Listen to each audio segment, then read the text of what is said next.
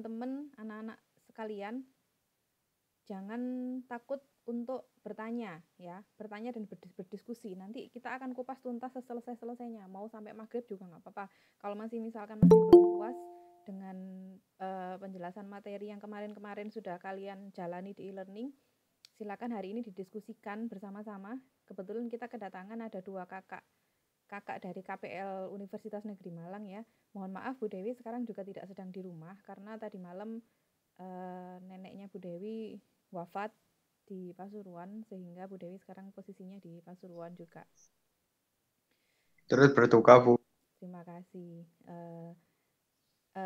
Baik, biar nggak ngabis-ngabisin kuota, kalian boleh matikan kamera kalian masing-masing ya. Yang penting suaranya kedengeran. Jadi nggak perlu videonya kalian dinyalakan juga nggak usah, nggak apa-apa. Tapi kalau mau dinyalakan biar kelihatan wajahnya Dino juga boleh, atau wajahnya Freddy atau wajahnya Adelia. Ini yang kelihatan si Sofyan, Freddy, Dino ternyata udah dimatikan. Dino nggak pengen konser lagi. Noob Master ini Isya ya. Isya. Oke. Boleh sambil tiduran, boleh, nggak apa-apa. Tapi ya jangan tidur. Baik, sebelum kita mulai, kita kenalan dulu nih sama kakak yang dari KPL UM. Ada Kak Suti. Silakan Kak Suti kenalan, videonya dinyalakan dan mikrofonnya dinyalakan. Kak Suti, monggo. Anak-anak, kenalkan ini ada kakak dari UM. Silakan Kak Suti.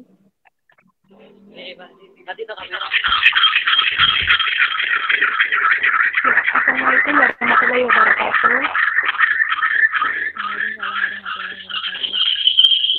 Baik teman-teman, perkenalkan nama saya Suti Mega Nur Aziza.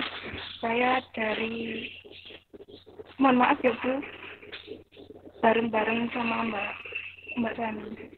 Oh, mbaknya yang satunya, kakaknya yang satunya dikecilkan aja itu speakernya biar nggak apa? Atau pakai satu akun aja deh, kan bersebelahan kan ya? Iya. Oh,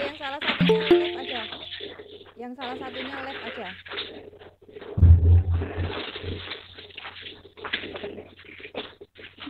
Boleh diulangi lagi Bu? Monggo silakan diulangi lagi. Nah, jadi satu aja nggak apa-apa. Jadi satu akun.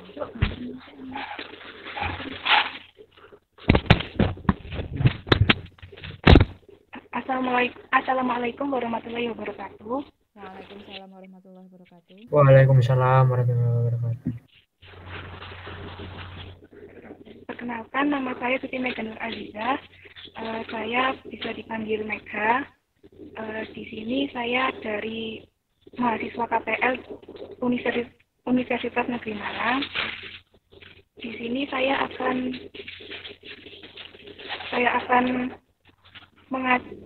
mengajar di kelas RPL mata pelajaran pemasaman dasar yang dibina oleh Bu Dewi. Jadi teman-teman mohon bantuannya ya. Baik, terima kasih Kak Suti. Anak-anak Kak Suti ini adalah mahasiswa KPL atau mahasiswa praktek yang dari Universitas Negeri Malang yang nanti akan bareng-bareng bersama kita jadi guru juga di kelas kita ya. Kelas online kita dan juga kelas tatap muka kita nantinya. Jadi sebagai info Mbak Suti atau Kak Suti, nggak apa-apa ya dipanggil kakak aja ya. Karena masih muda. Ini nanti anak-anak nanti akan mulai masuk sekolah bergiliran mulai dari tanggal 18. Jadi nanti akan ada kelas tatap muka ya. Insya Allah untuk yang RPL kebagian hari Rabu. Insya Allah. Monggo kakaknya yang satunya, Kak Febri ya. Monggo Kak Febri kenalan juga. Assalamualaikum warahmatullahi wabarakatuh. Waalaikumsalam warahmatullahi wabarakatuh. Selamat sore semuanya. Selamat sore. Ya, perkenalkan nama saya Febri Trisani Suryaningsi, biasa dipanggil Febri atau Sani.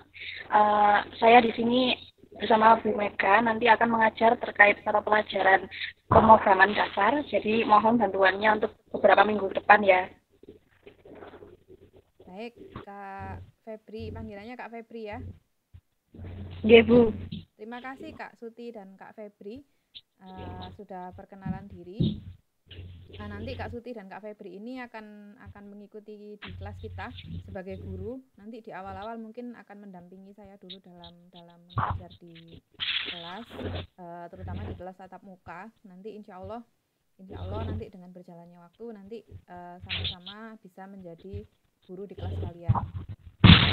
Gitu ya.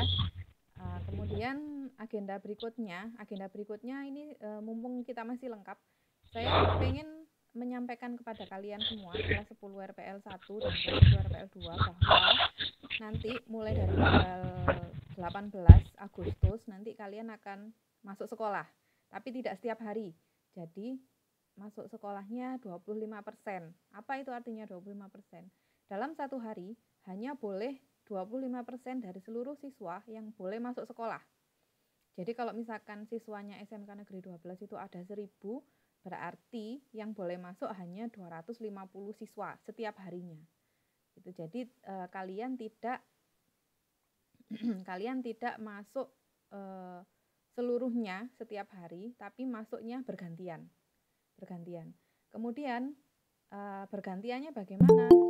Bergantiannya adalah dalam satu minggu kalian akan masuk satu kali saja. Kalian akan masuk satu kali saja. Tolong Nabila sambil duduk, Nabila Mega, jangan sambil tiduran. Oke, sambil duduk ya Nabila duduk. Nggak boleh sambil tiduran, kan ini ada Bapak Ibu guru dari UM juga, nggak sopan ya. Freddy juga jangan deket-deketin hidungnya kayak tadi ya, nggak boleh.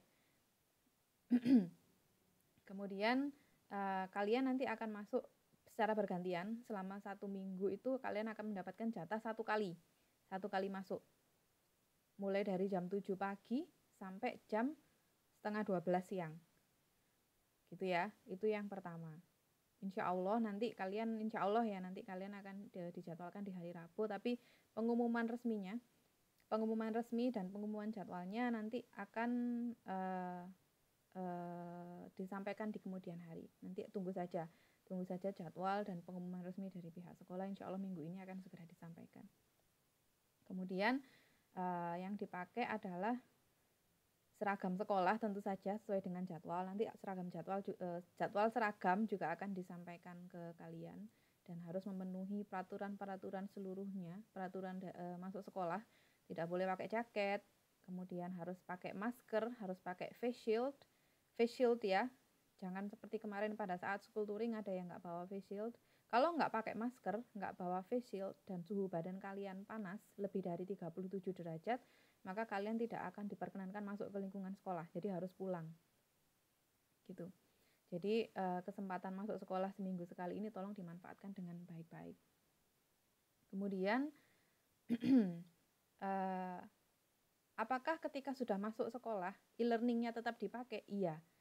Jadi masuknya kan hanya 25% dan itu hanya untuk mata pelajaran produktif atau mata pelajaran C2 yang C1, C2 dan C3 ya. Kalau kalian kelas 10 berarti mata pelajaran C2 yaitu pemrograman dasar, sistem komputer, kemudian dasar desain grafis, kemudian komputer, komunikasi data dan jaringan dasar.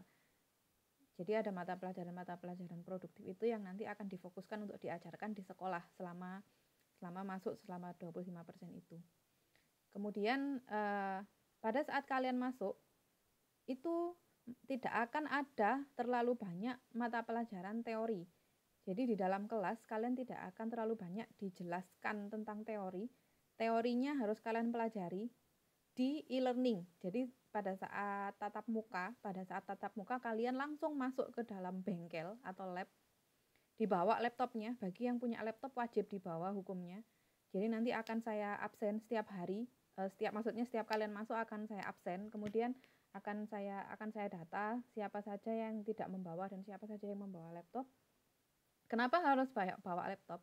Karena kalian diwajibkan untuk social distancing atau menjaga jarak ya, menjaga jarak. Bagi yang sudah punya laptop, nanti akan ditempatkan pada meja tersendiri. Kemudian sisa komputer di laboratorium itu ada komputer sebanyak 21 komputer. Itu nanti tidak akan bisa dipakai semua karena harus dijarak ya. Dijarak kalau satu komputer dipakai, sebelahnya nggak boleh dipakai. Kemudian sebelahnya lagi nggak boleh dipakai lagi, baru sebelahnya bisa dipakai. Sehingga nanti untuk siswa yang memiliki laptop bisa menggunakan area tersendiri di dalam laboratorium. Kemudian yang belum punya laptop bisa menggunakan komputer yang ada di sekolah, tapi dengan syarat jaga jarak itu. Jaga jarak, tidak semua komputer akan bisa dipakai, karena komputernya kan kalau dalam lab kan selalu dempet-dempetan kan, tidak bisa digeser kan komputernya itu, sehingga kalian dalam menggunakan fasilitas di lab nanti akan ada jaraknya 2 komputer setiap satu siswa, gitu ya. Kemudian nanti dalam satu kelas akan dibagi menjadi 2 offering. Jadi kelas 10 RPL 1 nanti akan dibagi 2, yaitu 10 RPL 1A dan 10 RPL 1B. Kemudian di kelas 10 RPL 2 juga sama, akan dibagi menjadi 2 offering atau 2 kelas ya. 10 RPL 2A dan 10 RPL 2B. Sehingga kelas 10 RPL totalnya akan menjadi 4 kelas. Karena satu kelas hanya boleh diisi maksimal 18 siswa. Nah, itu ya. Jadi nanti skenarionya adalah bagi yang sudah memiliki laptop akan kita tempatkan di meja-meja laptop sehingga tidak harus menggunakan komputer yang ada di lab. Bagi yang belum memiliki laptop nanti akan berada di komputer lab dengan syarat menjaga jarak.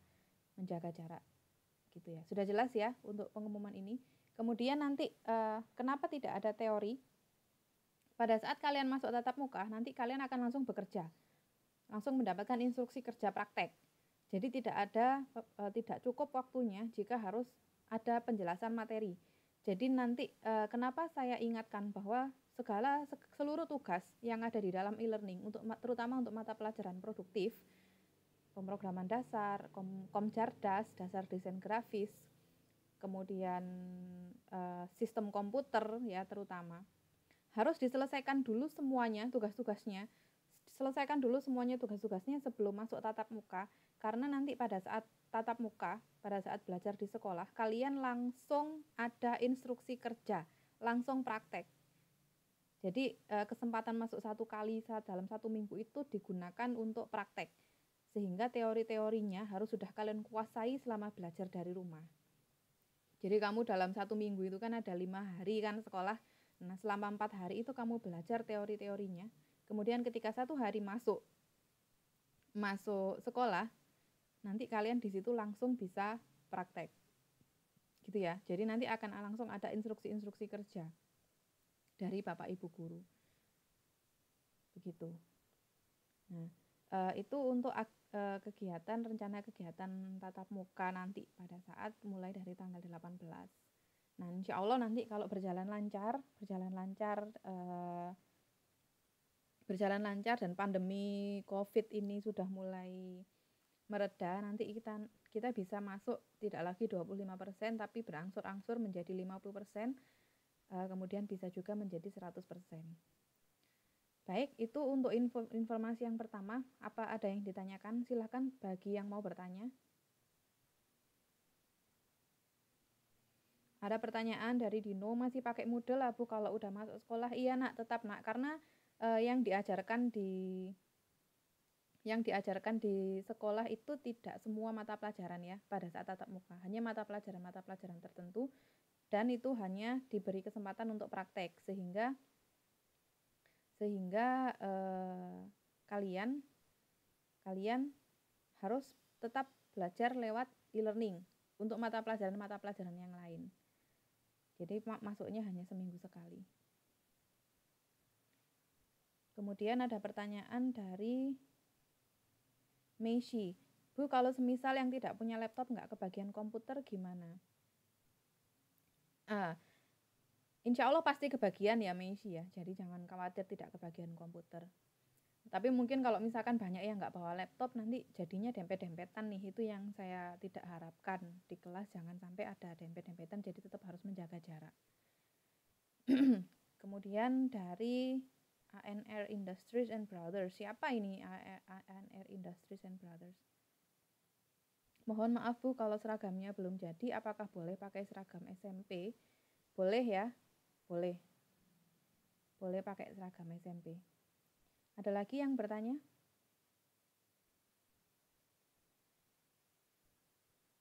Silakan bagi yang bertanya, boleh dinyalakan mikrofonnya.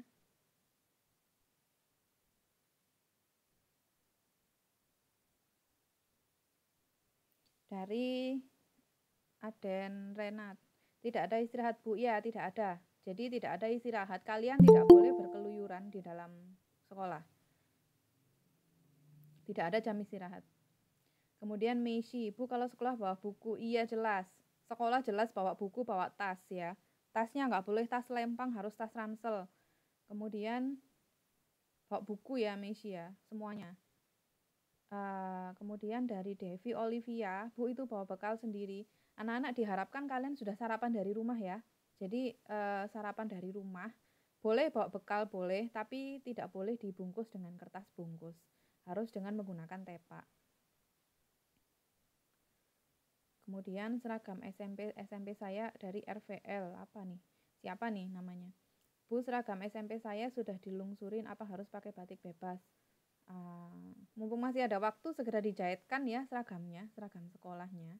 Nanti bagaimana mekanismenya jika memang seragam SMP dan seragam SMK-nya belum jadi, nanti akan saya tanyakan dulu ke pihak kesiswaan. Kemudian Aditya Yuda, harinya itu belum dibagi. Iya, jadwalnya sedang dalam proses, nanti kalian akan mendapatkan jadwal, jangan khawatir.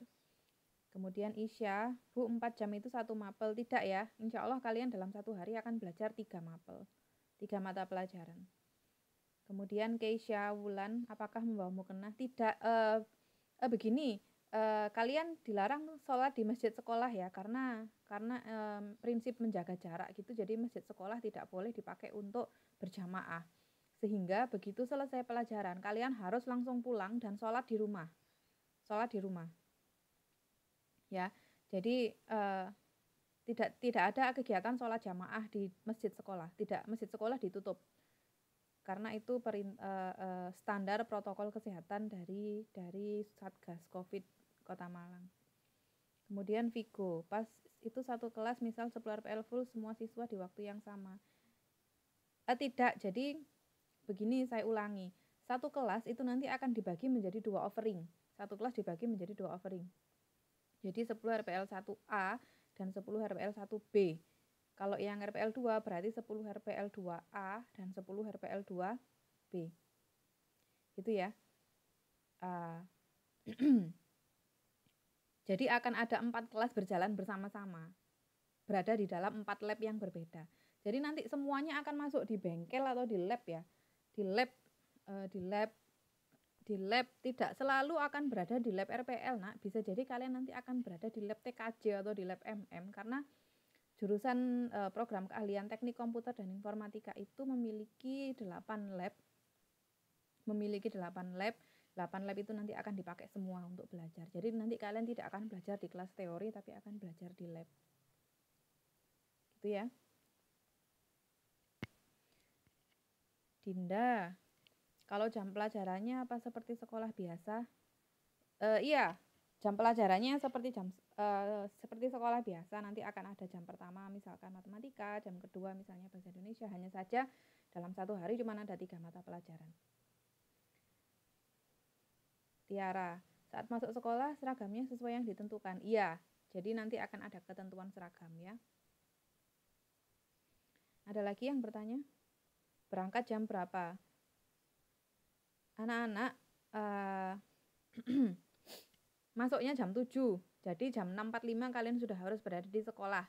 Terlambat 10 menit, lewat dari 10 menit kalian mau nggak mau harus dipulangkan. Jadi itu peraturan SMK Negeri 12 Malang. Tidak boleh terlambat lebih dari 10 menit. Jika terlambat lebih dari 10 menit, artinya kalian tidak boleh masuk sekolah. Ya, itu sudah disampaikan pada saat school touring insya Allah oleh kesiswaan. Tidak boleh terlambat. Kalau sekolah jam 7, sebelum jam 7 sudah harus datang di sekolah.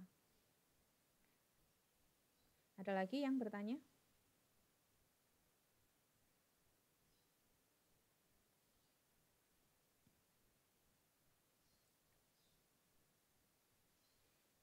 Baik, tidak ada yang bertanya lagi. Sekarang saya beri kesempatan kepada kalian yang merasa kesulitan dalam belajar materi pemrograman dasar untuk bertanya. Mari kita bahas sekarang pada pertemuan ini.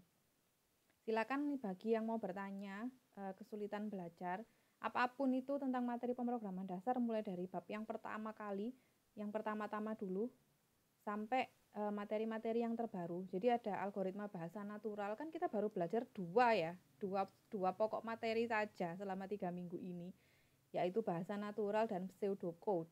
Ada 2, bahasa natural dan pseudocode.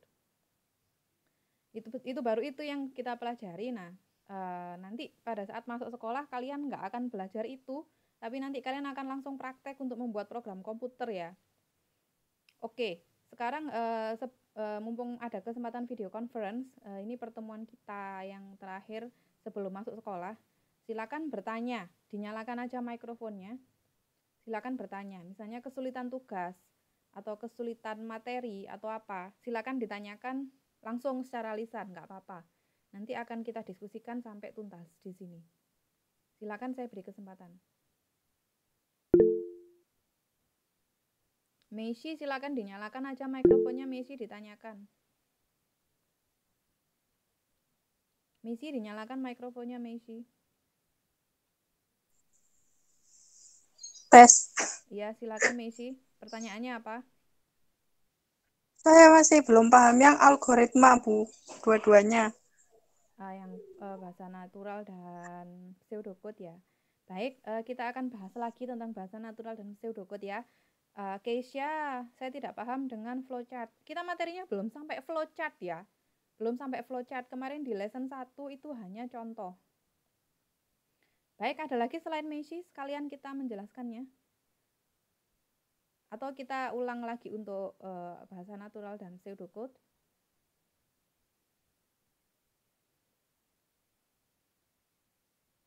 Baik, kita akan bahas lagi tentang bahasa natural dan pseudocode. Oke ya, kita ulang ya.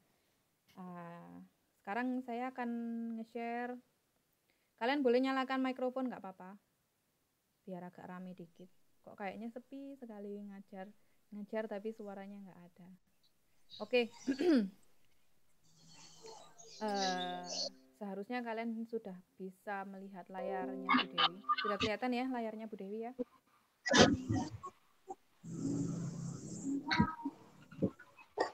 Ada Ibu. Sudah terlihat Bu Dewi layar laptopnya Bu Dewi? Kelihatan?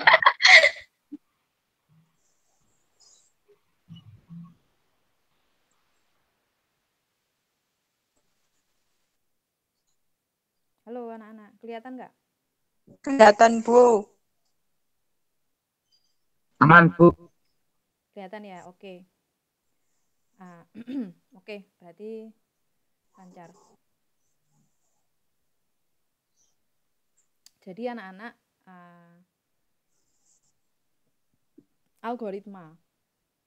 algoritma itu kemarin kan yang sudah mengumpulkan video itu sudah menyebutkan bahwa algoritma adalah urutan langkah-langkah yang logis untuk penyelesaian suatu masalah yang disusun secara sistematis.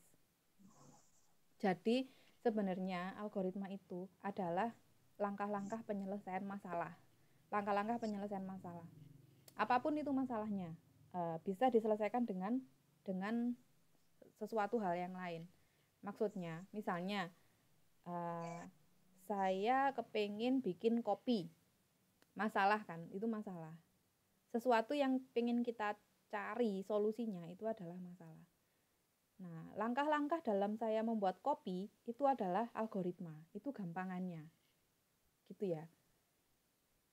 Jadi, langkah-langkah dalam menyelesaikan suatu masalah. Masalahnya bisa apa saja. Contoh yang lain, saya pengen tahu rata-rata tinggi badan siswa kelas 10 RPL. Akhirnya kan untuk menjawab pertanyaan saya itu, saya ngukur tinggi badannya satu-satu ya kan.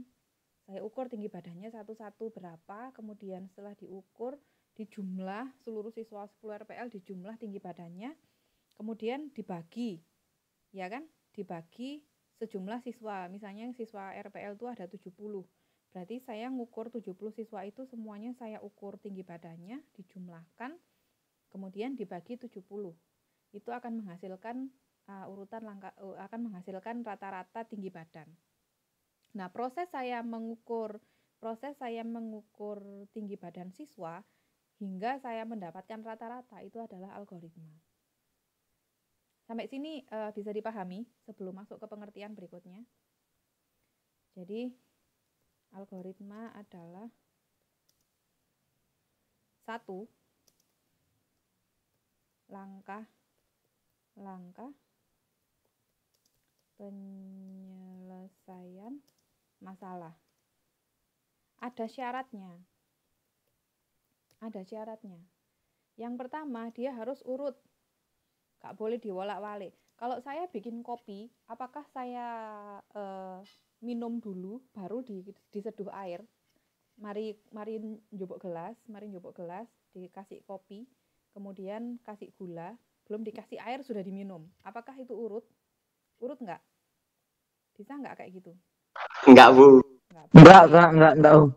Jadi enggak bisa ya. Maka syarat yang pertama adalah urut. Yang kedua adalah logis, masuk akal.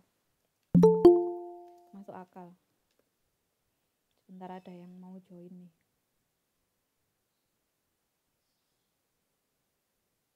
Novi.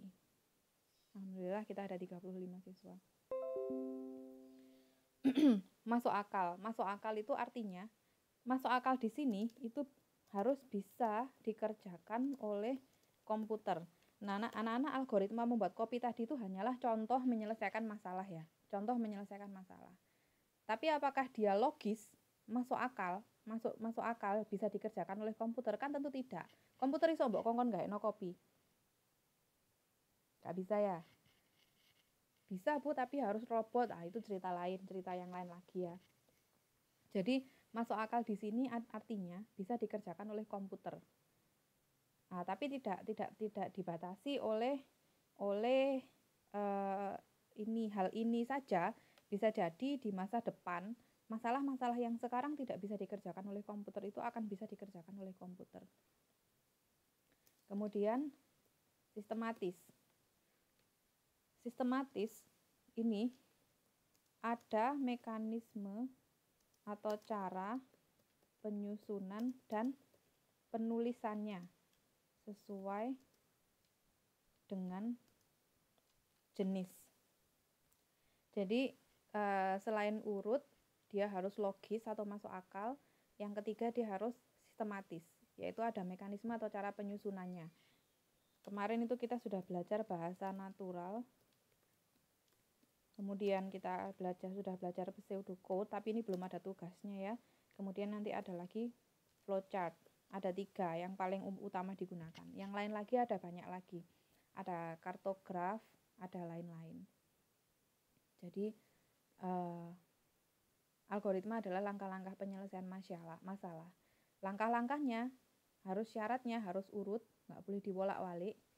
Yang kedua harus logis atau masuk akal. Masuk akal di sini artinya bisa dikerjakan oleh komputer. Kemudian harus sistematis. Sistematis di sini artinya adalah ada mekanisme atau cara penyusunan dan penulisannya sesuai dengan jenis algoritma itu. Apakah mau pakai bahasa natural atau mau pakai pseudocode atau mau pakai flowchart.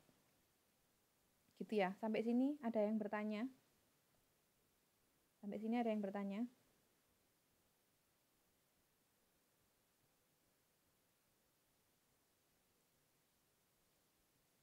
yang bertanya? Oke. Tambahan untuk logis, selain dia bisa dikerjakan komputer, dia harus teruji kebenarannya. Jadi langkahnya itu harus benar ya, benar.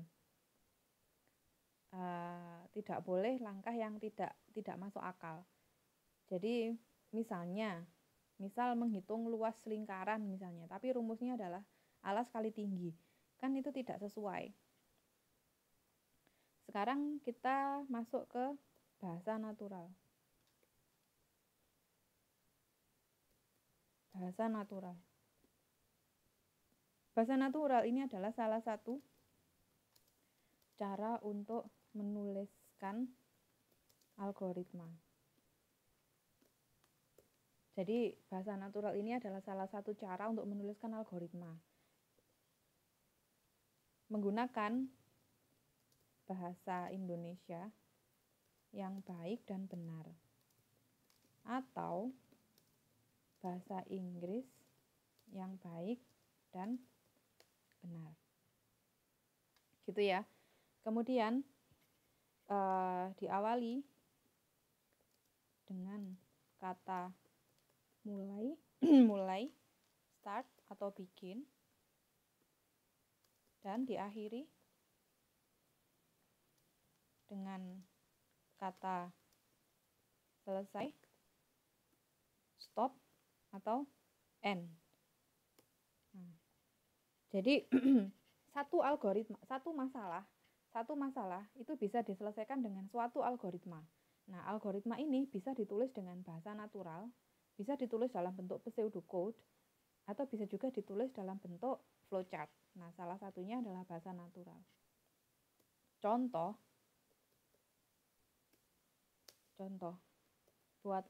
buatlah algoritma untuk menghitung luas lingkaran dengan bahasa natural. Algoritma untuk menghitung luas lingkaran. Menghitung luas lingkaran ini adalah masalahnya atau apa yang harus kita selesaikan itu adalah luas lingkaran ini. Ini adalah masalahnya. Kamu udah bisa kan mengidentifikasi masalah. Kalau misalkan saya punya satu kalimat seperti ini, mana yang menjadi masalah? Yang menjadi masalah adalah menghitung luas lingkaran yang harus kita selesaikan. Jadi ibaratnya kalau di sini disuruh buatlah algoritma untuk menghitung luas lingkaran, itu yang harus kamu tulis adalah cara menghitung luas lingkaran itu apa saja, step by stepnya, langkah demi langkahnya apa saja. Itu yang dimaksud. Bahasa Jawanya seperti itu. Tulis semua langkah-langkah dalam menghitung luas lingkaran. Nah, karena yang diminta adalah dengan menggunakan bahasa natural, maka jawabannya harus diawali dengan mulai. Kemudian, untuk menghitung luas lingkaran, kamu apakah bisa langsung menghitung tanpa tahu rumusnya? Apakah bisa menghitung tanpa tahu angka yang harus dimasukkan ke rumus? Bisa nggak? Ayo jawab. Bisa nggak?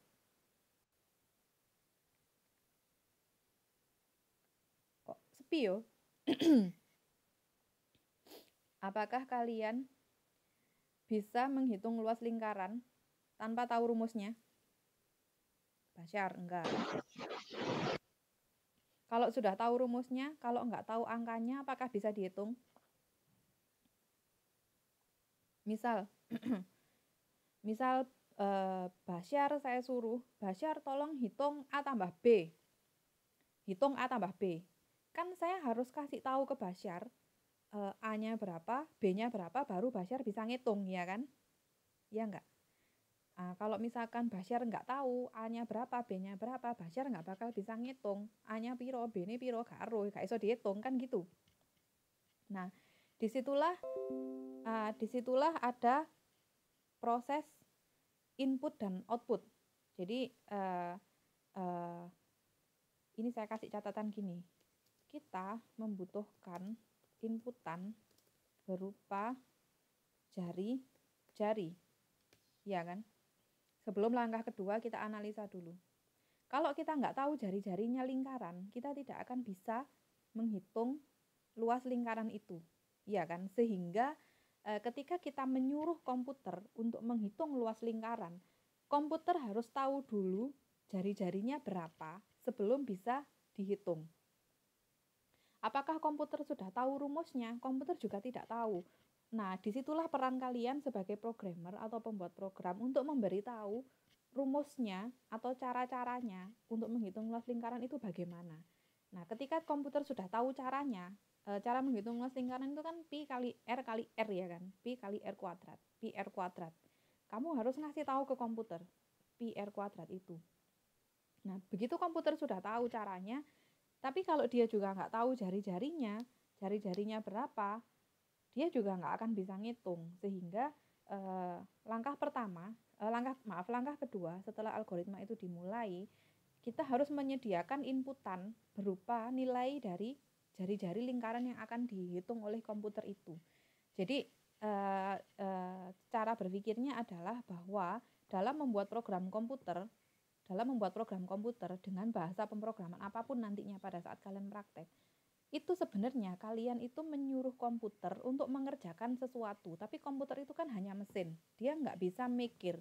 Nah, yang mikir adalah kamu ngasih tahu komputer apa saja yang harus dia lakukan, gitu loh ceritanya di dalam penyusunan algoritma. Jadi mulai di sini artinya menyuruh komputer untuk mulai bekerja. Kemudian setelah itu kita memberikan inputan kepada komputer berupa jari-jari lingkaran. Inputkan jari-jari. Artinya menyuruh komputer untuk mengambil data nilai jari lingkaran yang akan dihitung. Kemudian setelah mengetahui nilai jari-jari lingkarannya berapa, sudah tahu nilai jari-jari lingkarannya berapa, setelah itu kan baru bisa dihitung. Luas adalah, atau luas sama dengan, atau boleh juga adalah, bebas ya. Bisa pakai sama dengan, bisa pakai adalah.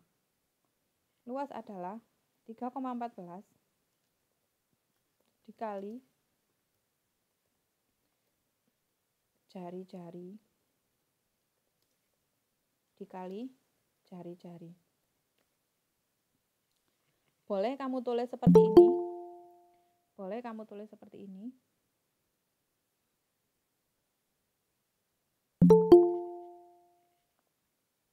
Ntar ada yang join. Boleh kamu tulis seperti ini.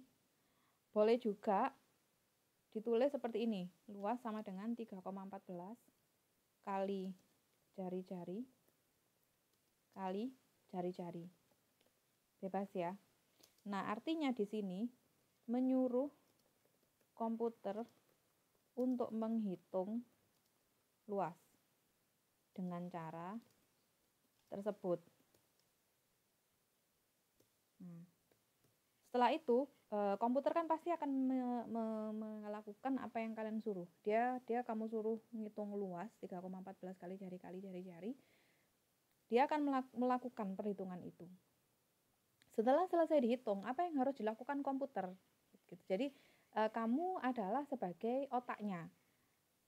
Komputernya disuruh mulai bekerja. Kemudian komputernya disuruh untuk mengambil data jari-jarinya berapa. Setelah dapat nilai jari-jarinya berapa, komputernya disuruh untuk menghitung luas lingkarannya 3,14 kali jari-jari kali jari-jari. Setelah selesai menghitung, komputernya suruh ngapain dong? Dia akan menuruti apa yang kamu suruh. Nah, kamu suruh menampilkan kata-kata I love you, itu dia juga akan ngikuti. Kamu suruh mati, dia akan mati komputernya. Kamu suruh muter musik misalnya. Putar musik. Misalnya lagu apa nih yang anak-anak populer nih. Kamu suruh putar musik, dia juga akan putar musik. Tapi ingat bahwa tujuan kita adalah menghitung luas lingkaran. Apakah tujuan ini sudah tercapai jika kita di langkah ketiga menghitung luas, kemudian di langkah keempat suruh putar musik? Apakah tujuan menghitung luas lingkaran ini tercapai? Tentu tidak kan ya. Nah, berarti tidak bisa langkah yang keempat ini adalah putar musik. Dia harus langkah untuk menampilkan hasil perhitungan luas lingkaran. Gitu ya. Jadi begitu komputer sudah selesai menghitung 3,14 kali jari, kan hasilnya berupa luas lingkaran. Mari dihitung, disuruh tampilkan di layar. Masuk akal nggak seperti ini? Komputernya disuruh mulai bekerja, kemudian cari tahu jari-jarinya berapa yang akan dihitung, kemudian hitung luasnya berapa. Begitu selesai hitung luas, hasil hitungannya ditampilkan. Masuk akal kan? Menyuruh komputer untuk menampilkan hasil perhitungan di layar monitor. Kemudian setelah habis menampilkan, suruh ngapain lagi komputernya? Apakah disuruh menampilkan kata terima kasih? Apakah begitu? Atau apakah hitung lagi luas sama dengan diameter dikali jari-jari? Apakah harus begini? Mana yang masuk akal? Ataukah selesai? Langsung selesai. Apakah masuk akal jika setelah menampilkan hasil perhitungan, komputer disuruh menampilkan kata terima kasih di layar monitor? Masuk akal. Masih masuk akal. Tapi apakah perlu? Tidak ya, tidak perlu. Sehingga ini tidak perlu, tidak usah. Kemudian jika setelah menampilkan hasil perhitungan, komputernya disuruh menghitung lagi luas sama dengan diameter kali jari-jari. Apakah ini masuk akal? Kan tidak ya. Langkah ke-6 ini tidak masuk akal. Berarti langkah ke-6 ini salah, tidak perlu. Nah, ketika dia sudah selesai menampilkan hasil perhitungan luas lingkaran di layar monitor, kemudian komputernya disuruh selesai itu artinya menyuruh komputer untuk berhenti bekerja. Apakah masuk akal? Apakah ini sudah logis? Masuk akal. Jadi mulai, kemudian mencari jari-jari, menghitung, setelah menghitung hasilnya ditampilkan, lalu selesai. Apakah ini masuk akal? Masuk akal ya, masuk akal seperti ini. Nah, jadi deh algoritmanya yang dengan menggunakan bahasa natural untuk menghitung luas lingkaran. Gitu ya. Baik, daripada sepi silakan tanya untuk yang contoh kita yang pertama. Nanti setelah ini akan saya kasih contoh lagi. Bagi yang bertanya silakan langsung tanya aja, mikrofonnya dinyalakan, langsung tanya aja kayak di kelas.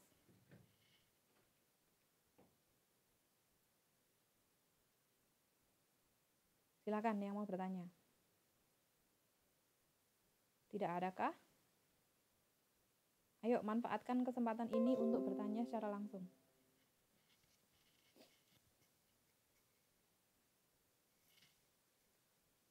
Sofian, apa ada pertanyaan Sofian? Kalau mau bertanya dinyalakan dulu loh ya mikrofonnya ya. Saya nggak dengar kalau nggak dinyalakan. Basyar, apa ada pertanyaan? Vigo, yang biasa bucin, apa ada pertanyaan? Yang biasa bucin kok sepi ya? Yang dari 10 RPL 2, Isya dan teman-temannya Isya, apa ada pertanyaan? Apa ada pertanyaan? Nggak ada? Nggak ada ya? Oke, baik.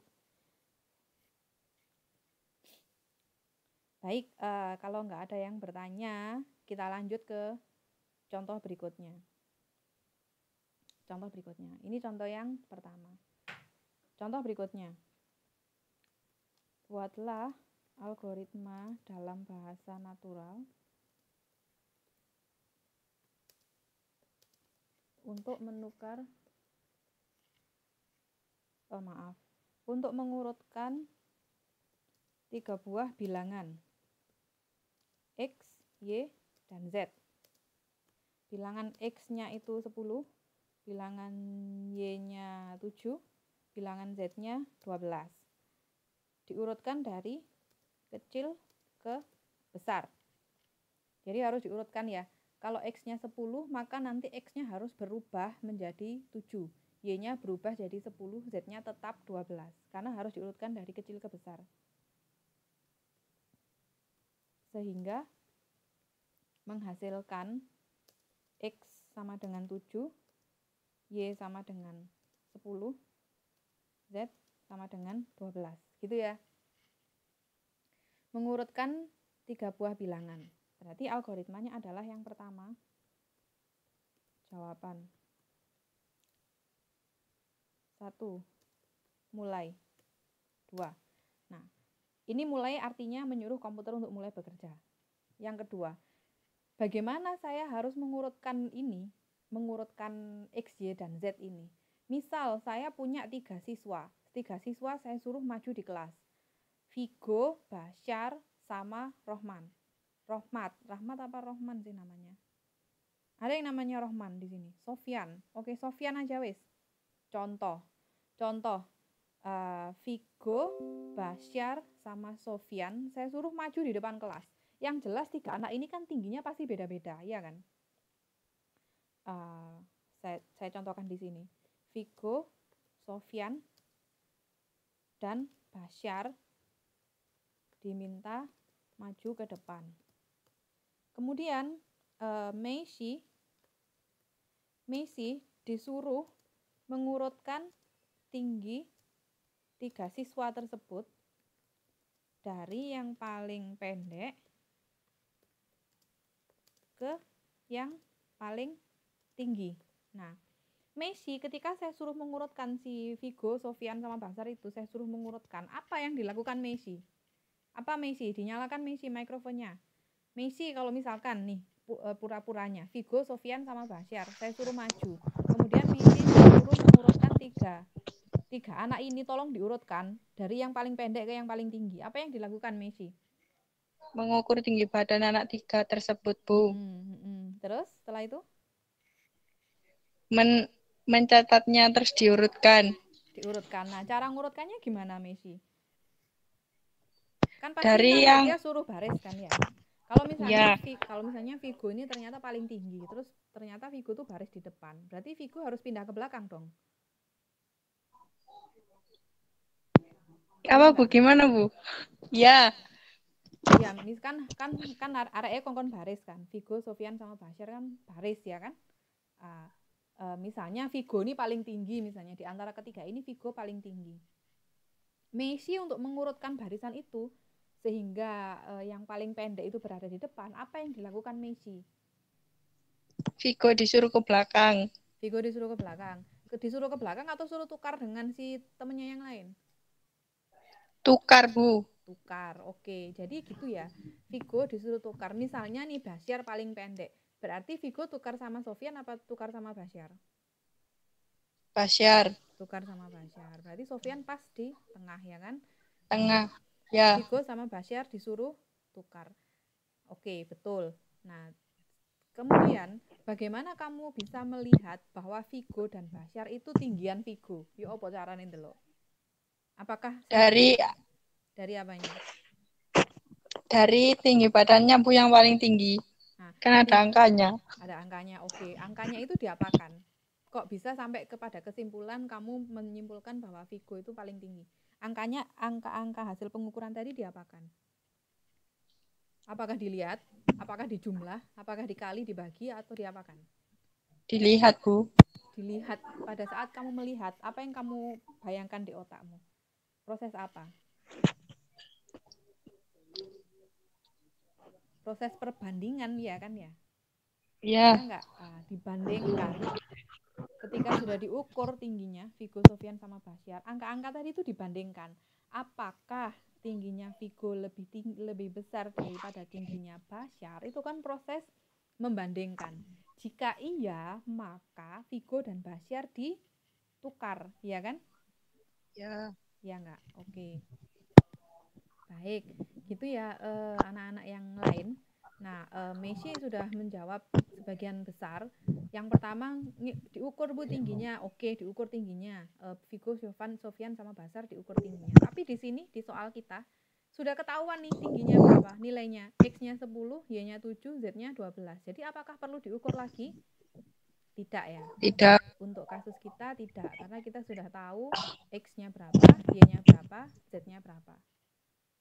Nah, berarti karena kita sudah tahu nilainya X, Y, dan Z, kita tinggal melakukan perbandingkan. Membandingkan nilai X dan nilai Y. Dibandingkan satu demi satu. Ya kan? Apakah X dan Y itu lebih besar X atau lebih besar Y? Jadi gini, jika X lebih besar, maka tukar X dengan Y, ya kan? Sampai sini paham? Kan mengurutkannya dari kecil ke besar. Dibandingkan satu-satu. 10 sama 7 dibandingkan dulu. Dibandingkan nilainya X sama nilainya Y. Jika X lebih besar, maka tukar nilai X dengan Y, ya kan? Kalau X-nya lebih besar, maka nilainya X dengan Y ditukar. Karena maunya yang paling pendek, yang paling kecil itu berada di depan. Berada di paling awal. Jika tidak, maka nilai tetap atau tidak ditukar. Gitu ya. Kemudian setelah nilai X dan nilai Y dibandingkan, maka berikutnya adalah membandingkan nilai Y dengan nilai Z. Nah, jika nilai Y lebih besar, maka tukar nilai Y dengan nilai Z. Paham ya ini ya? Kalau upacara kongkon baris sing dukur ndek ngarep gitu ya. Terus barisanmu enggak lurus, ono sing dukur ndek tengah, ono sing dukur ndek mburi. Kon mesti kongkon ijol-ijolan kan ya? Itu si X Y ini tuker sama ini pindah ke depan. Terus yang depan pindah ke belakang kan ijol-ijolan kayak gitu kan ya? Iya apa enggak? Jadi dalam menyelesaikan kasus ini kalian harus berpatokan pada kejadian-kejadian yang terjadi di dunia nyata ya. Kongkon ngurut sesuatu dari kecil ke besar atau dari besar ke kecil, kan pasti yang pertama ada perbandingan. Banding no sih. Ndi sing luwih dhuwur, ndi sing luwih gede, dibanding no. Begitu ketahuan, oh ini ternyata lebih besar. Karena ini lebih besar, dia harus pindah ke belakang. Nah, pindah artinya kan tukar. Kemudian banding no maneh liyane dibanding no. Apakah lebih besar lagi? Kalau iya, tukar lagi. Kayak gitu ya, Nak ya.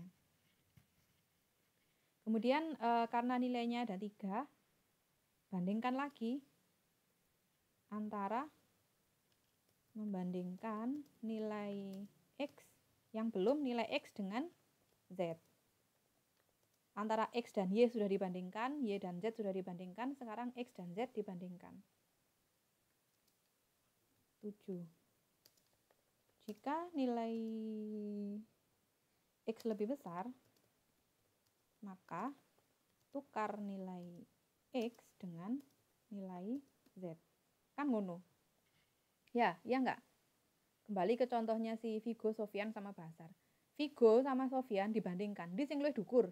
Apakah Vigo, apakah Sofyan? Oh, ternyata si Vigo lebih tinggi. Maka Vigo dan Sofyan kan saya tukar. Iya kan? Malih ngene. Vigo ndek gini, ndek tengah malian Vigo. Wes, begitu selesai, dibandingkan lagi Vigo sama Basyar. Endi sing dhuwur? Apakah Vigo, apakah Basyar? Apakah Vigo dan Basyar lebih tinggian mana? Lebih tinggi Basyar apa lebih tinggi Vigo? Ternyata Basyar lebih tinggi.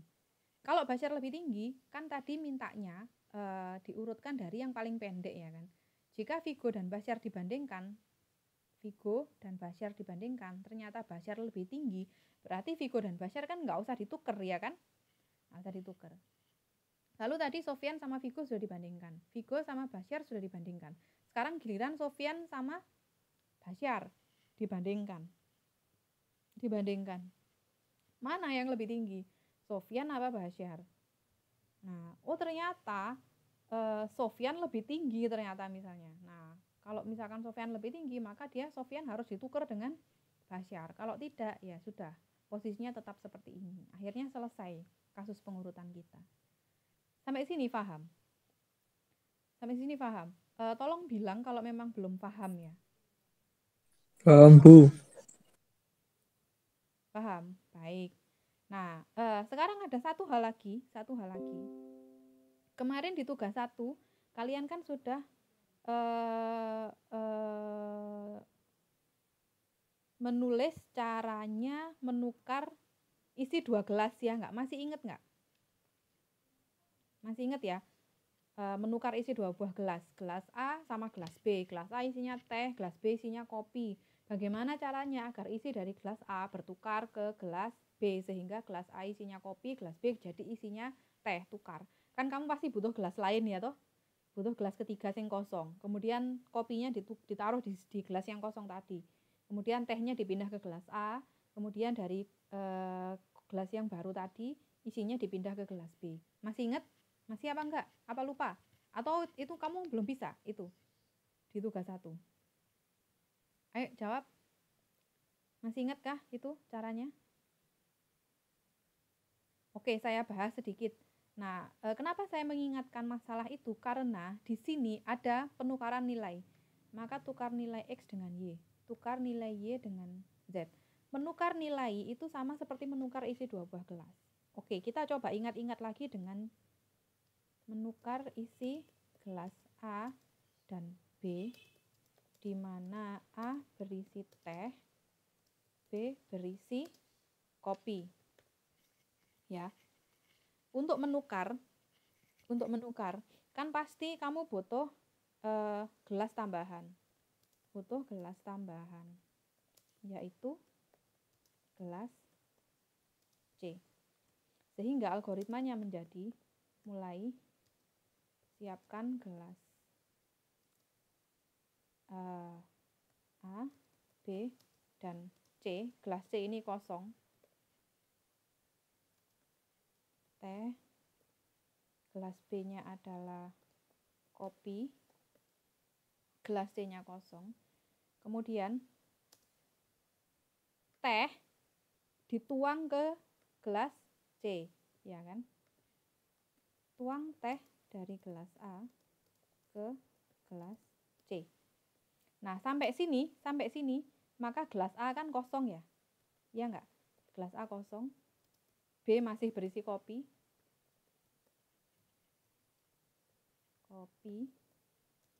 C berisi teh. Karena tehnya sudah dituang dari gelas A ke gelas C. Jadi gelas A kosong. Kemudian nomor 4, tuang kopi dari gelas B ke gelas A. Sehingga gelas A isinya kopi, gelas B jadi kosong, gelas C isinya masih teh. Nah, setelah itu langkah yang terakhir, tuang teh dari gelas C ke gelas B. Sehingga pada posisi ini, gelas A isinya kopi, gelas B isinya teh, gelas C kembali kosong. Nah, kalian amati dengan melakukan proses ini, maka isi dari gelas A dan B itu akan bertukar, ya kan? Gelas A akhirnya berisi kopi, gelas B akhirnya berisi teh. Awalnya gelas B isinya teh, awalnya gelas A berisi teh, gelas B berisi kopi. Dia bertukar sehingga gelas A berisi kopi, gelas B berisi teh dengan bantuan gelas C yang awalnya kosong. Dia sebagai gelas perantara. Ini paham proses ini? Ayo jawab, kalau memang belum paham silakan disampaikan. Paham nggak untuk kasus menukar gelas ya?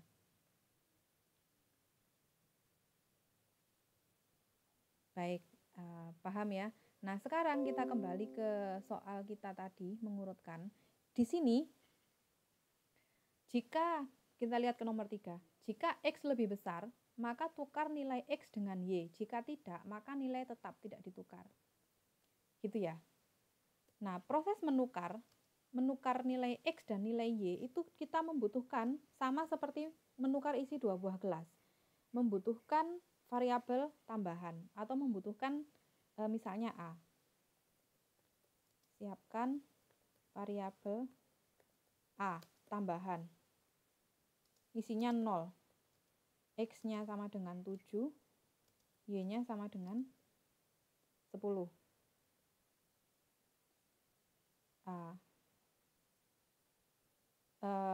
Misalnya pengen menukar antara X dan Y, maka A diberi nilai X dulu. Nilai X dimasukkan ke A, sama seperti tuang teh dari gelas A ke gelas C. Nilainya X, ini nilainya X, dimasukkan ke A. Kemudian setelah itu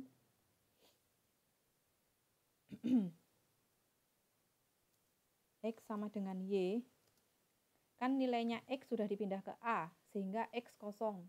Akhirnya nilainya Y dimasukkan ke nilainya X. Artinya sama seperti menuang kopi dari gelas B ke gelas A. Kemudian setelah itu, Y sama dengan A. Nilainya A dipindah ke nilainya Y. Dipindah ke Y. Sama seperti ketika menuang teh dari gelas C ke gelas B. Itu adalah proses menukar. Jadi, jika di sini ada kalimat tukar nilai X dengan nilai Y, sebenarnya prosesnya adalah ini. Gitu ya. Menukar. Ini adalah proses menukar nilai X dan Y.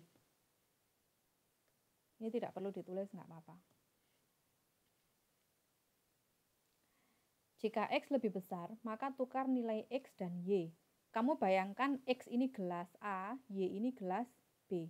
Kemudian si A ini adalah gelas C. Kalau mau ditukar, caranya seperti ini.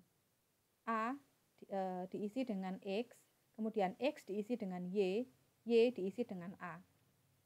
Gelas kosong, gelas C diisi teh, gelas teh diisi kopi, gelas kopi diisi teh. Kayak gitu ya, menukar nilai X dan Y. Nah, ini harus kamu tuliskan juga di dalam algoritma. Jadi tidak boleh kamu hanya sekedar tulis tukar nilai X dan Y. Apakah komputer tahu caranya menukar? Tidak. Komputer tidak tahu caranya menukar, sehingga harus kamu tuliskan bagaimana cara menukar nilai X dan Y. Nah, sehingga ketika kamu sudah memberitahukan kepada komputer caranya menukar nilai X dan Y, kalimat ini harus kamu ganti dengan menuju langkah 4. Jika X lebih besar, maka menuju langkah 4. Kemudian jika tidak, maka menuju langkah 5.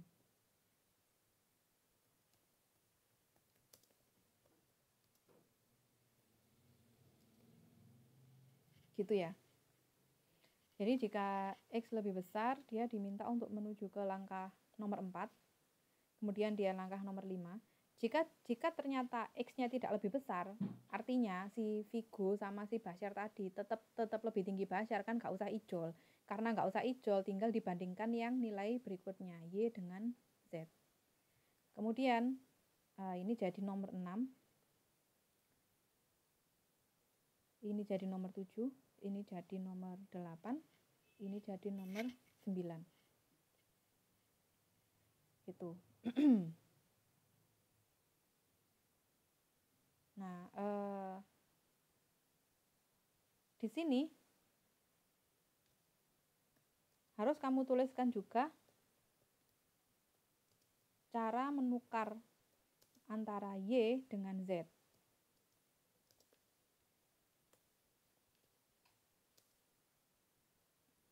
B sama dengan Y, kemudian Y sama dengan Z, Y sama dengan Z,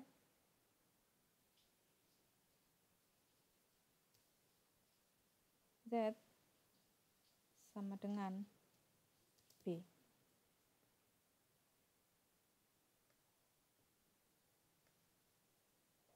Nah, ini dirubah jika nilai Y lebih besar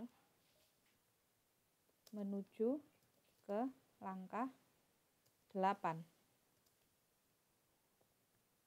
Jika tidak, menuju ke langkah 10. Ini jadi nomor 10, ini jadi nomor 11. Gitu ya.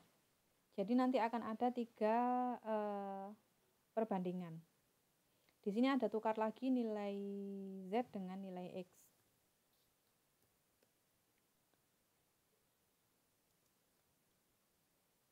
Siapkan sekarang variabel C yang nilainya 0.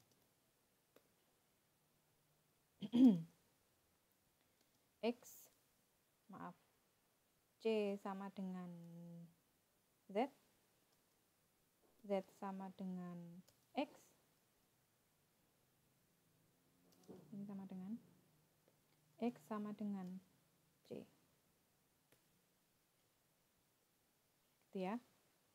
Jadi proses menukarnya ada di langkah, ini jadi langkah 12, ini jadi langkah 12, ini jadi langkah 13. Jika nilai X lebih besar, maka menuju ke langkah 12. Jika tidak, menuju ke langkah 14. Langkah 14 di sini adalah selesai. Gitu ya. Caranya untuk mengurutkan nilai dari kecil ke besar. Wes sekarang bertanya, ngeluh mesti. Ngeluh, silakan bertanya. Kalau nggak ada yang bertanya, saya akhiri nih. Saya masuk ke pseudocode maksudnya. Sekilas tentang pseudocode. Tanya lagi. Saya buka yang ini sambil kalian bertanya. Silakan yang bertanya dinyalakan aja mikrofonnya terus langsung bertanya. Lisan, secara lisan.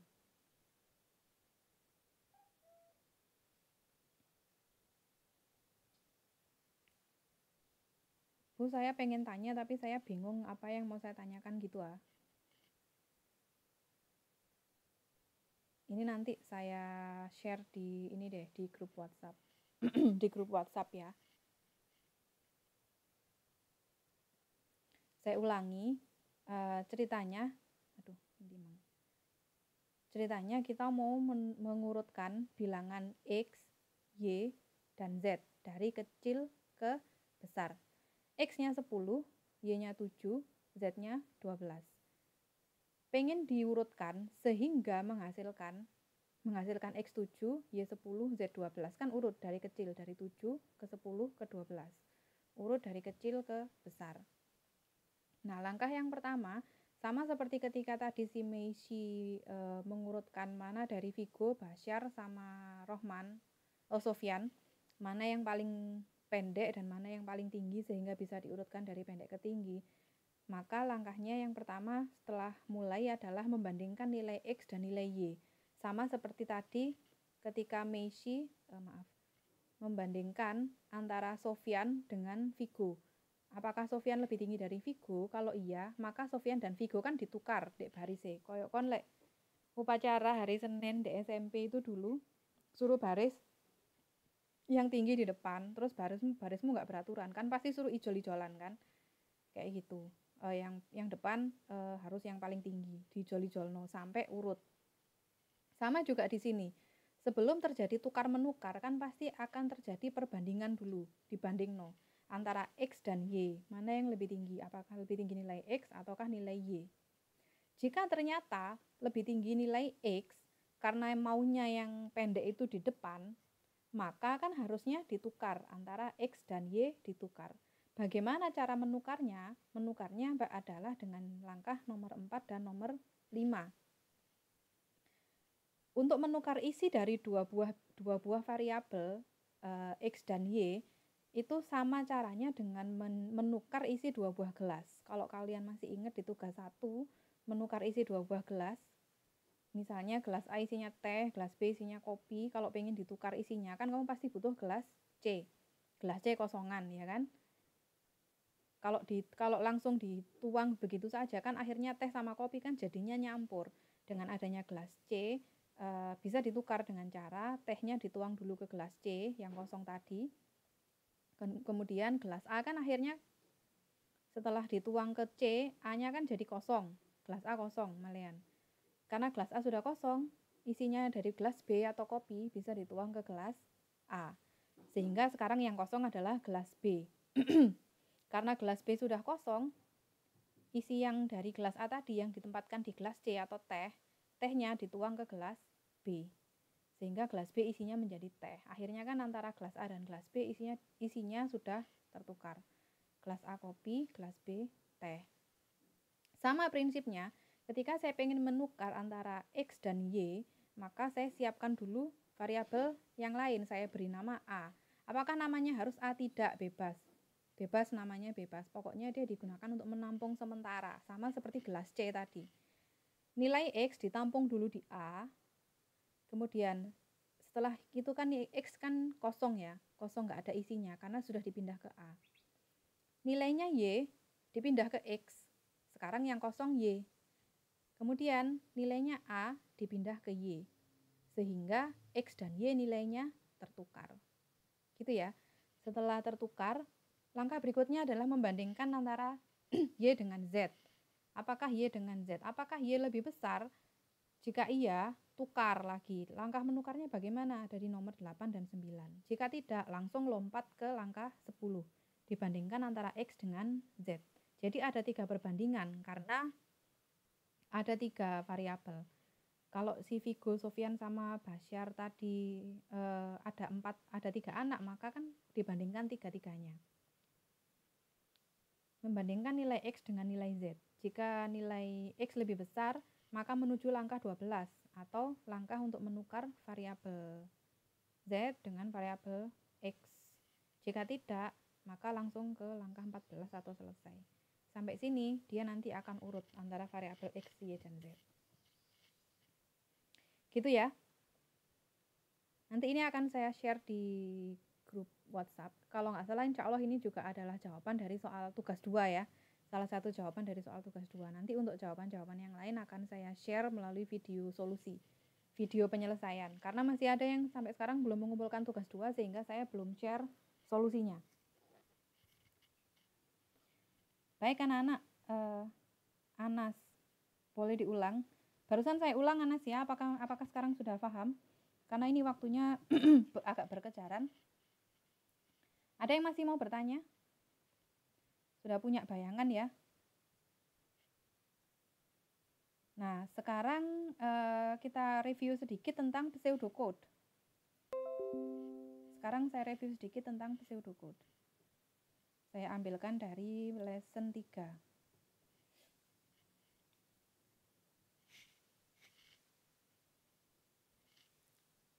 Pseudocode lesson 3.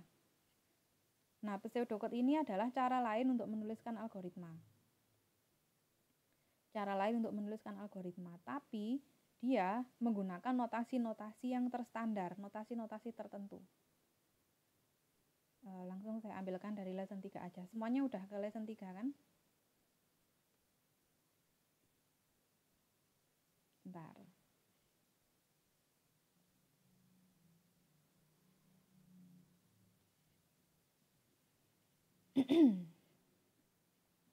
Pseudocode merupakan teknik pendeskripsian program komputer menggunakan bahasa tingkat informal yang memungkinkan programmer untuk mendeskripsikan bla bla bla bla, bisa kamu baca. Artinya, pseudocode itu adalah cara menuliskan algoritma selain bahasa natural. Dia tidak ditulis dengan menggunakan bahasa Indonesia atau bahasa Inggris atau bahasa-bahasa manusia, tapi dia ditulis dengan menggunakan notasi-notasi. Itu intinya. Menggunakan notasi-notasi yang sudah terstandar. Tapi notasi-notasi itu juga tetap tidak bisa dimengerti komputer, jadi harus tetap diimplementasikan dengan menggunakan bahasa pemrograman tertentu. Itu intinya. Jadi kalau tadi bahasa natural kita pakai bahasa Indonesia, Kalau di pseudocode kita pakai bahasa notasi-notasi. Untuk keuntungan dan kekurangannya bisa kamu baca sendiri. Nah, kemudian langsung saya lompat ke teknik penulisan pseudocode.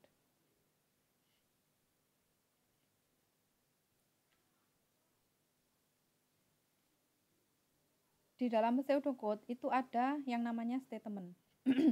Statement itu adalah perintah. Perintah yang berisi instruksi untuk memerintahkan komputer untuk melaksanakan suatu tugas tertentu. Jadi statement, Waalaikumsalam. Statement adalah sebuah kalimat instruksi yang memerintahkan komputer untuk melaksanakan suatu tugas tertentu. Sebentar ya, Nak. Non sewu lagi ngajar ini.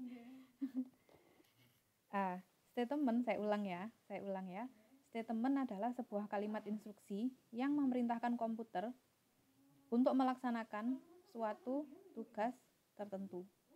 Jadi dalam menulis pseudocode kita akan menamakan satu baris instruksi sebagai sebuah statement. Perintah sama sih pada saat tadi kita bikin algoritma bahasa natural itu. Sebenarnya satu kalimat itu juga satu kalimat untuk memerintahkan komputer untuk melaksanakan tugas tertentu. Tapi dalam pseudocode itu sedikit dipersingkat. Contohnya read x atau baca nilai x. Tak tanya dulu. Kelihatan nggak ini? Tolong jawab. Kelihatan nggak layarnya Bu Dewi ini? Kelihatan jelas nggak di handphone atau di laptopnya? Kelihatan, Bu. Kelihatan, oke. Aman, Bu, kelihatan. Oke, baik. Contoh statement adalah read. Kemudian spasi X. Waalaikumsalam. Monggo. Inggih, monggo Kang ngapunten. Read X ya. Saya ulang, ini adalah contoh statement dan artinya. Read spasi X, itu artinya baca nilai X. Jadi kalau di dalam algoritma bahasa natural tadi, kita menuliskannya seperti ini. Inputkan jari-jari, kan menuliskannya dengan menggunakan bahasa kan ya, bahasa Indonesia. Tapi kalau dalam pseudocode, kita nuliskannya pakai read X. Sama artinya sebenarnya, inputkan nilai X atau baca nilai X. Read X, Y artinya baca nilai X dan Y. Input A artinya inputkan nilai A. Print A artinya cetak huruf A. Saya ulang, read X artinya baca nilai X. Read XY artinya baca nilai XY. Input spasi A artinya inputkan nilai A. Print A artinya cetak huruf A.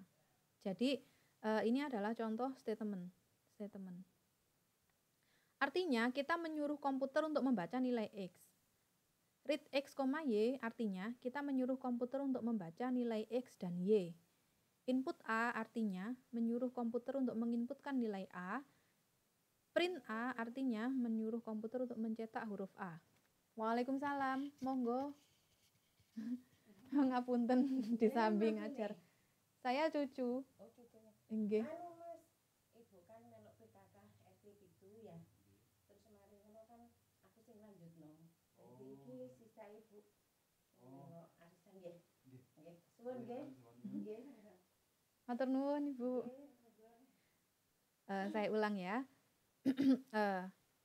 Sudah paham ya, ini statement dan artinya. Di sini ada tabel, di bawahnya ada keywords dan arti. Keywords yang digunakan untuk membuat statement. Ada start atau begin, itu kalau dalam bahasa natural itu sama seperti mulai dan akhiri ya. Mulai dan start. Kemudian ada input, artinya menandakan instruksi input data dari luar ke dalam komputer yang dilakukan dengan proses pengisian melalui keyboard. Kayak kamu kalau mau login di Instagram, kamu mau login ke Instagram itu kan kamu ngisikan username sama password, ya kan? Nah, itu adalah proses input yang dilakukan melalui keyboard komputer. Jadi, input X, Y artinya inputkan nilai X dan nilai Y melalui keyboard komputer. Jadi, komputernya diperintahkan untuk meminta pengguna program atau meminta orangnya untuk melakukan input nilai X dan nilai Y. Jika yang diinputkan adalah username dan password, maka akan menjadi input username password. Nah, ini artinya komputer disuruh meminta orangnya yang pakai program, misalnya Instagram ya. Instagram menyuruh handphone untuk menyuruh kalian menginputkan username dan password kalian. Ini contoh penggunaan statement. Jadi digunakan untuk pengisian nilai melalui keyboard. Kemudian read atau get menandakan instruksi input dari luar ke dalam komputer yang membutuhkan proses pembacaan. Pada umumnya data ini berupa file. Contoh, kamu kalau mau upload file tugas, ya kan, kamu pasti klik add submission. Kalau kamu mau mengerjakan tugas 1, tugas 2, tugas 3, kan pasti add submission toh, ada yang mengerjakan pakai file. Filenya diupload. Itu adalah proses read. Komputer diperintahkan untuk membaca file itu sehingga saya bisa ngoreksi. Jadi kalau yang diinputkan atau yang diisikan ke dalam komputer itu berupa file, maka perintahnya adalah read atau get. Kalau yang diinputkan itu, kalau yang diisikan itu adalah teks dari keyboard, kamu ngetik, itu adalah input. Itu bedanya. Jadi kon lek tugas mbok upload pakai file, diupload filenya itu berarti proses read. Kalau kamu ngetik langsung di kolom jawaban, berarti itu proses input. Kalau input itu pakai keyboard, kalau read atau get itu pakai file. Gitu ya. Jadi kamu memberikan sesuatu ke dalam komputer bisa menggunakan keyboard, bisa menggunakan file. Kemudian ada print, ada display, ada show. Kalau print itu untuk mencetak lewat printer. Misalnya print I love you, komputer diperintahkan untuk mencetak kalimat I love you di kertas. Waalaikumsalam. Kalau display, komputernya diperintahkan untuk menampilkan di layar monitor. Kalau show, komputernya diperintahkan untuk menunjukkan saja. Jadi menunjukkan itu artinya tidak perlu kalian lihat, tapi bisa jadi ditunjukkan ke program tertentu, program yang lain. Jadi print itu mencetak ke printer, display menampilkan di layar, kalau show menunjukkan, bisa jadi ke aplikasi yang lain. Kemudian statement berikutnya ada compute, calculate, atau determine. Dia digunakan untuk memerintahkan komputer untuk menghitung. Jadi contoh calculate average X digunakan untuk memerintahkan komputer untuk mengkalkulasi, menghitung rata-rata nilai X. Jadi calculate. Kalau misalkan tadi di contoh bahasa natural itu, di sini ada ini, luas sama dengan 3,14 kali jari-jari kali jari-jari. Jika dikonversikan ke dalam pseudocode, ini nantinya akan menjadi calculate. Calculate 3,14 kali jari-jari kali jari-jari. Maaf ya, masih. Kemudian ada set. Set ini digunakan untuk memberi nilai kepada suatu variabel. Jadi kalau tadi di dalam bahasa natural kita punya kalimat seperti ini, A sama dengan X, di dalam pseudocode kita ganti dengan menggunakan set. Nanti langsung kita lihat contoh aja deh biar nggak ngeluh. Ada increment, ada decrement. Increment digunakan untuk menaikkan, decrement digunakan untuk mengurangkan. Baik, kita langsung coba lihat contoh ya. Lihat contoh, biar nggak ngantuk. Operator saya rasa bisa dibaca-baca sendiri. Kita langsung lihat dulu. Nah, saya bypass langsung ke contoh. Contoh.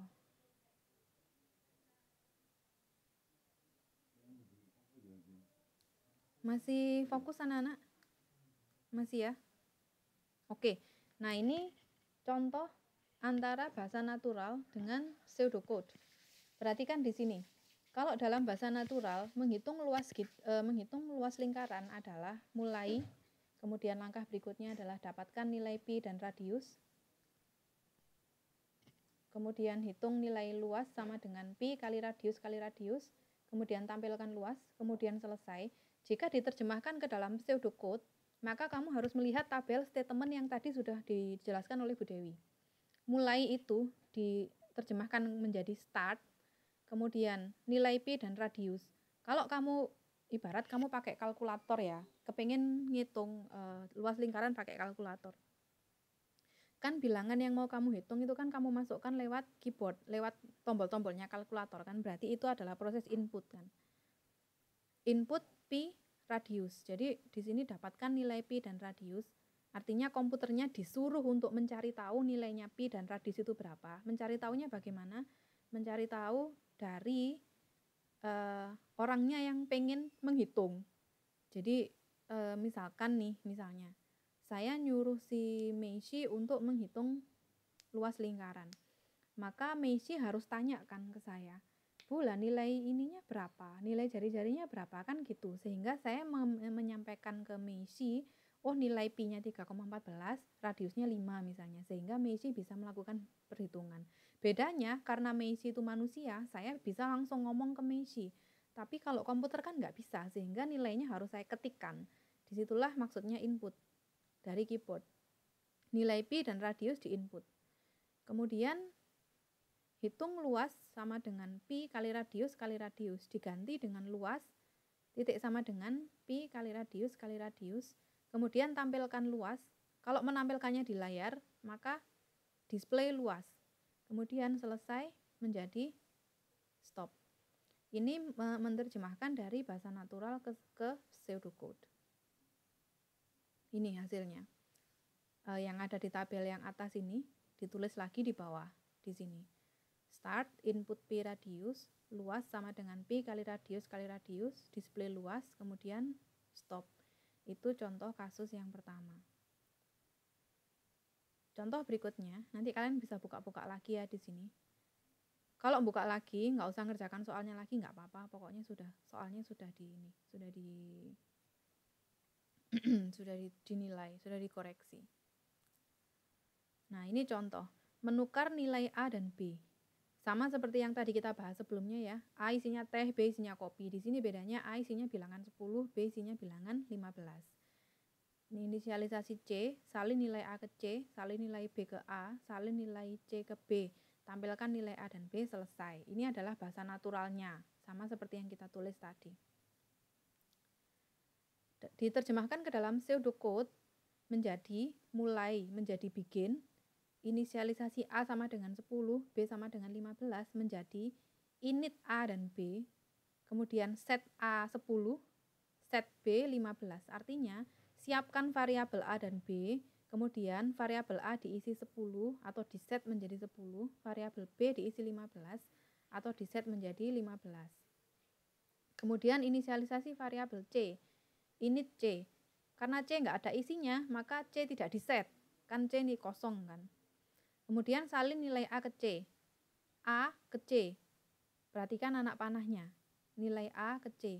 Anak panahnya ke arah C, dari A ke C. Salin nilai B ke A. A ke B. Perhatikan anak panahnya. Bu, kenapa kebalik, Bu? Ya, memang cara menuliskan matematika memang seperti ini. Jadi, ini tempat yang akan diberi nilai. Ini adalah nilai yang akan disalin. Kebalik, tapi kamu bisa lihat dari tanda panahnya. Salin nilai C ke B. C panah B. Artinya salin nilai C ke B. Kemudian tampilkan nilai A dan B. Nah, tampilkan kalau di kertas, kalau dicetak di kertas berarti menggunakan print. Apa boleh diganti display, Bu? Boleh. Kalau maunya ditampilkan di layar berarti menggunakan display A, B. Kemudian selesai diartikan ke N. Jadi apakah ini print, apakah display itu bebas ya? Kalau soalnya tidak meminta secara spesifik, kamu boleh pakai print, boleh pakai display.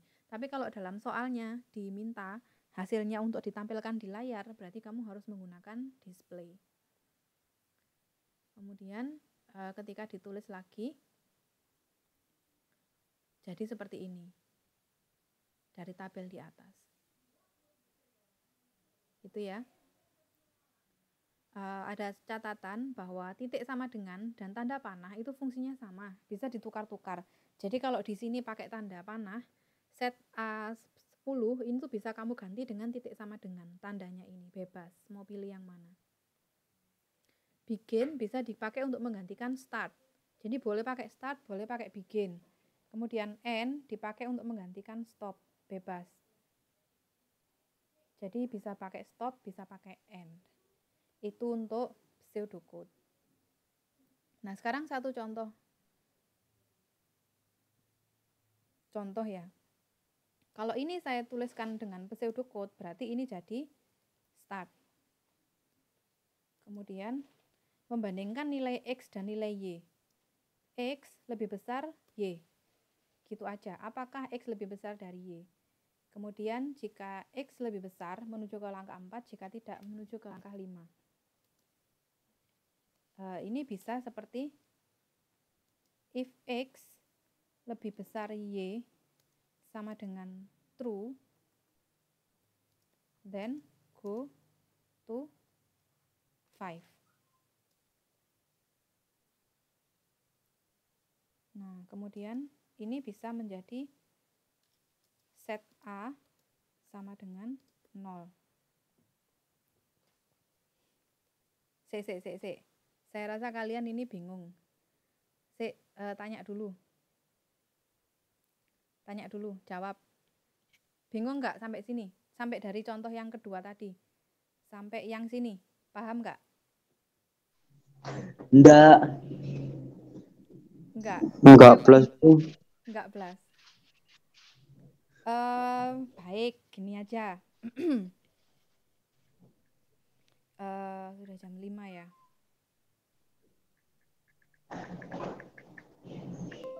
Sudah jam 5. Baik, timbangannya ngeluh. Kamu baca lagi lesson 3.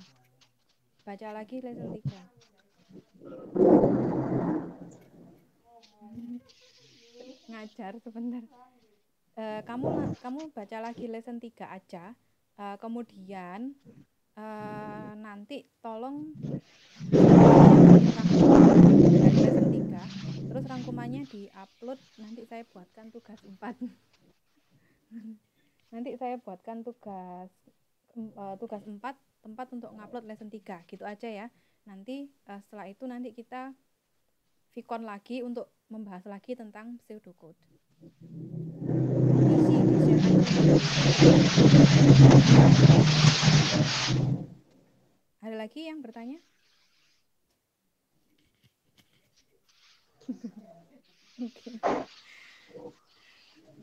Ada lagi yang bertanya? Oke, ini sudah jam 5. Kita sudah lebih dari 2 jam ya. Nanti saya share di YouTube, tapi nanti akan saya tambah tugas ngerangkum khusus untuk kelas 10 RPL untuk di lesson 3,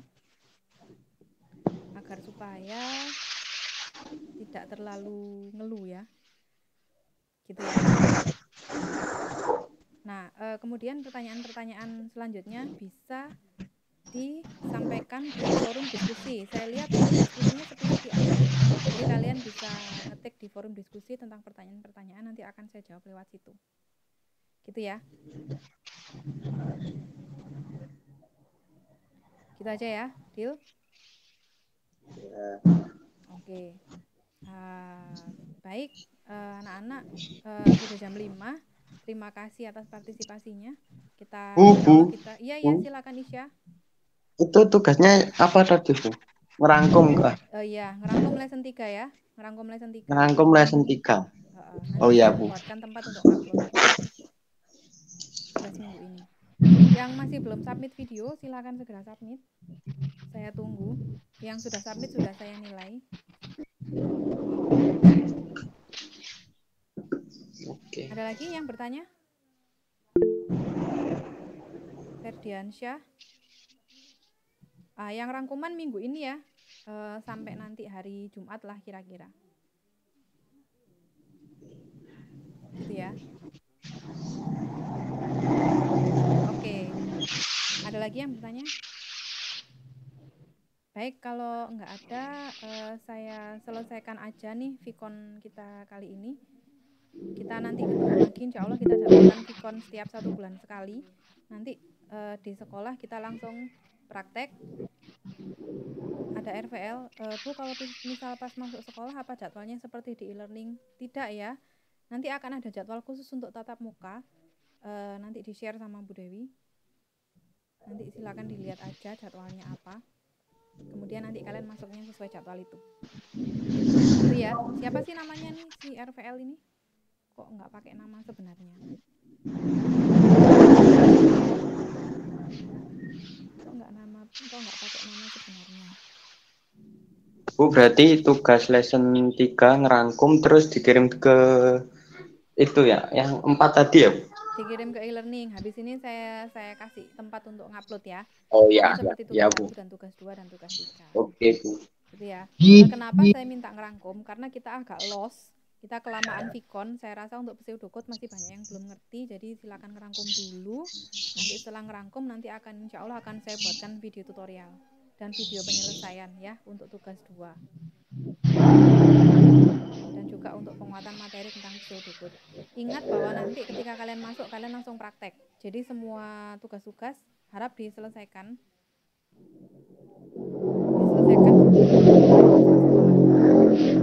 Ada lagi yang bertanya?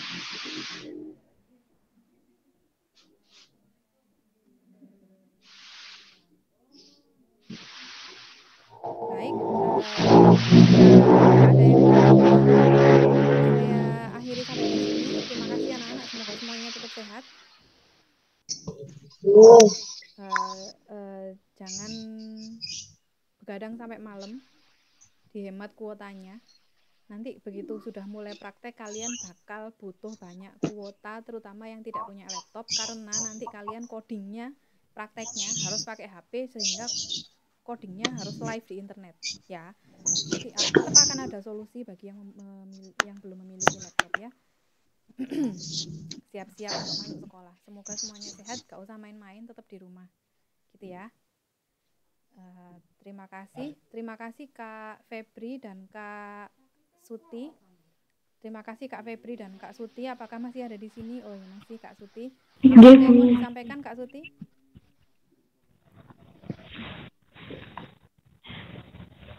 Monggo Kak Suti, jika ada yang mau disampaikan untuk anak-anak. Belum ada Bu untuk saat ini. Baik, terima kasih Kak Suti sudah menemani kita di sini. Nah, nanti insya Allah di pertemuan-pertemuan berikutnya nanti Kak Suti akan berpartisipasi di kelas kita. Gitu ya anak-anak ya. Terima kasih. Saya akhiri. Assalamualaikum warahmatullahi wabarakatuh. Waalaikumsalam. Oke, silakan live meeting nanti saya share di YouTube recordingnya ya.